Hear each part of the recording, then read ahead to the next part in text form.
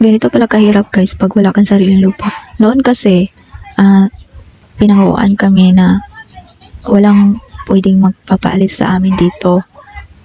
Free kaming tumira dito. Tapos, kahit anong itanim namin, pwede namin itanim. Then, hanggang sa, parang nagkalabuan na. Tapos, ayun, kailangan na kaming umalis dahil nga, hindi na maintindihan. May mga tao talagang madadamot. Kaya, sa 1 year and 8 months, 7 months kami tumira dito.